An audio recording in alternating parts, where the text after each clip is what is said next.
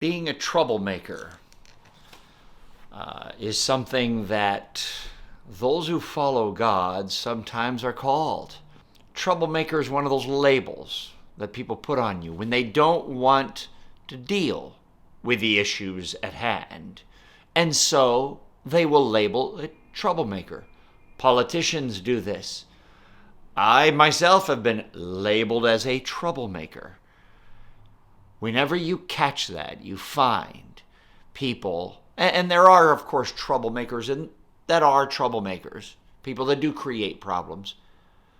But more times than not, those who have real questions and real issues they're dealing with that most people care about are labeled troublemakers so that the media of that time will disconnect their minds from anything the troublemaker says.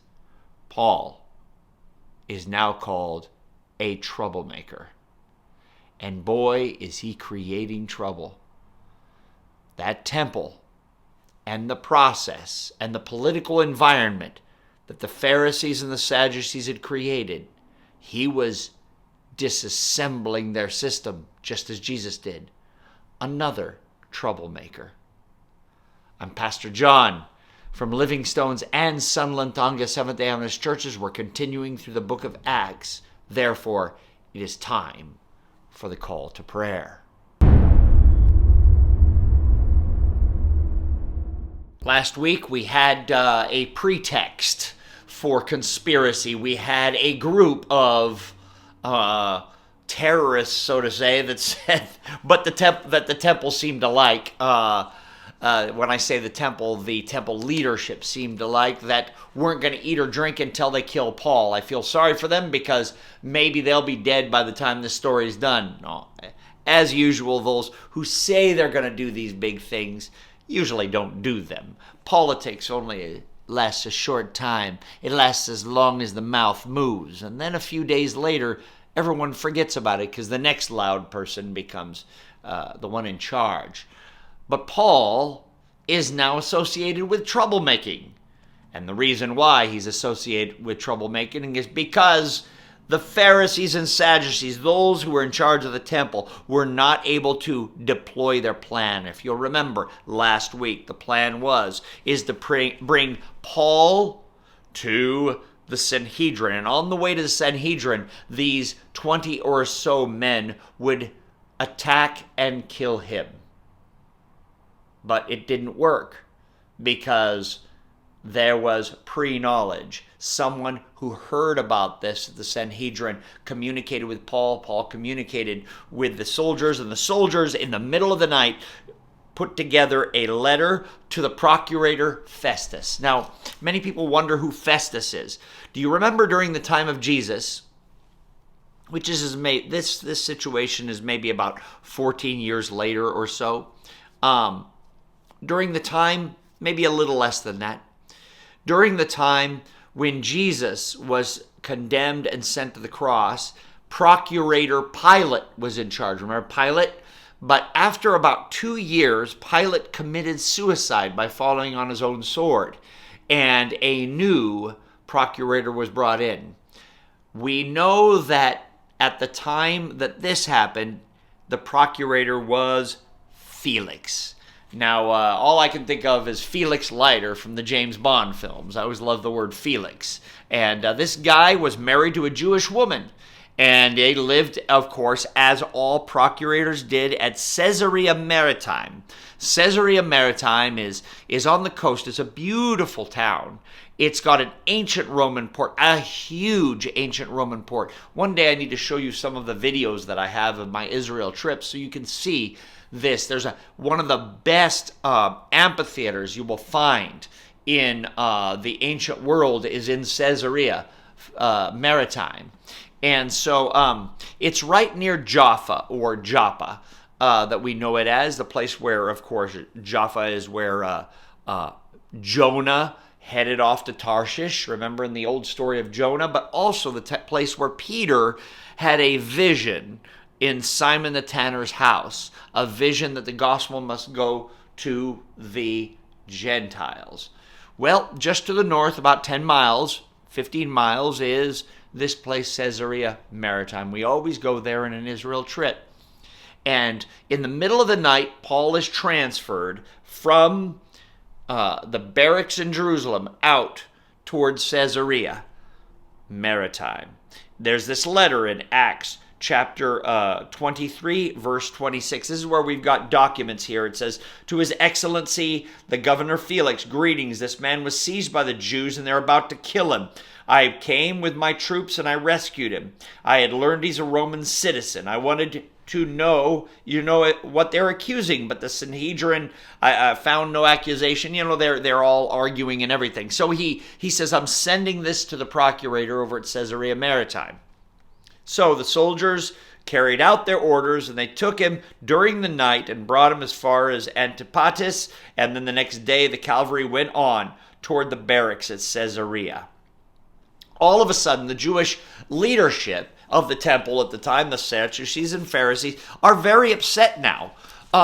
Their plan of killing Paul with these guys who said they're not going to eat or drink until they kill Paul was nixed. So now they have to do the political thing. So they send a guy named Tertullian, I believe is his name. Let me find here.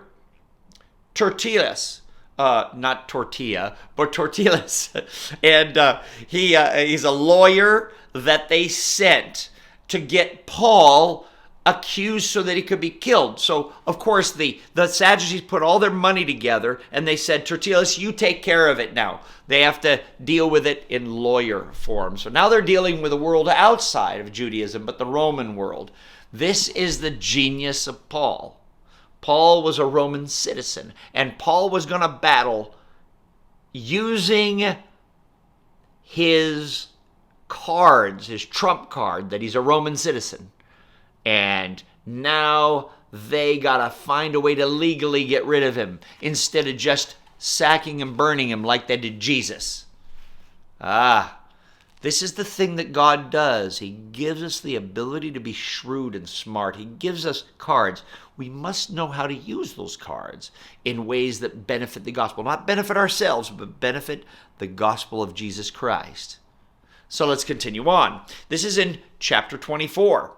So Tertullus and Tortilla, I always love to say that, Tertullus, and they brought the charges against Paul before the governor. When Paul was called in, Tertullus presented the case before Felix. "We have enjoyed a long period of peace under you, and your foresight has brought about reforms to this nation." Do you notice the lathering up? Do you notice how politics works? Oh, we're going to slather it on. Oh, we're awesome. You know that the Sadducees and Pharisees didn't like Rome. They always were arguing about them. But now they're going to butter up the Felix. But Felix is easy to butter up. Because later on, I'm not going to read through all of this, but I'm going to point out a place where it says that Felix, the procurator, actually kept bringing Paul in, hoping that Paul would give Felix a bribe so that Paul could get out of prison. For 2 years, Paul was to remain in prison here in Caesarea Maritime because Paul was not going to pay one dime to Felix to let him out of jail. He was going to use the power of Felix to be able to appeal to the emperor in Rome. In other words, Paul, God, through Paul, was going to use the Roman taxpayers' money to transport Paul to the place Paul always wanted to go but could never go, Rome. Because Paul believed that if the gospel is in the center of Rome and spreading out from there, if that happens, then the gospel will go to the world. Very smart, wasn't he? We have just a few more moments. We got to finish this up. So, Always lathering. Tortilla says, is buttering up Felix.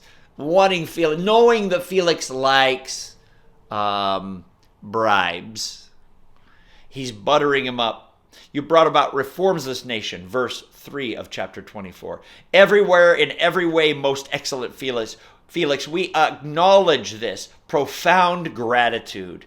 But in order not to weary you out further, I would request that you be kind enough to hear us briefly. We've found this man to be a troublemaker. There's the term, troublemaker.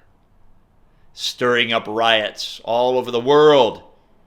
He is a ringleader of a Nazarite sect and tried to desecrate the temple. We all know that's total nonsense.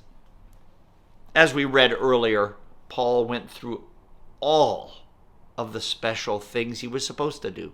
He even shaved his head so that he could go at Pentecost and come in to the temple. He went through the rites, 7 days of ritual baths with these other men. But yet, still, they accuse him of what he never did. Kind of reminds me of Jesus, always doing what God asks, and yet always being accused of doing something wrong, being a troublemaker. You know, we are oftentimes called troublemakers when we do what God asks. God asks us to stand for truth, and to some people that means being a troublemaker. Sometimes even platforms will deplatform you for being a troublemaker. I got this gift on my birthday. It was my birthday just on the 14th of August, and the Racinos family gave me this gift. It's the, see this here? There, see if you can read it there. Is it backwards? The full armor of God. See there? The full armor of God. Stand firm with a belt of truth around your waist, breastplate of righteousness, the helmet of salvation, the shield of faith, the shoes or the sandals for the speed of the gospel. My friends, it includes the sword of the Spirit. When we do wear this armor of God, you and I will be called troublemakers. Our culture around us will try to say, don't say that. You're going to offend somebody. You can, of course, learn to say things in a way that people will not be offended.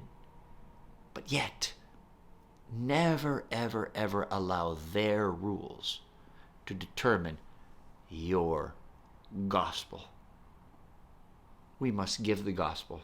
And in the end, when you give good news to others, it gives them good news. But those who do not like that good news and would rather have it be good views or good advice for their own means, they will always call you a troublemaker.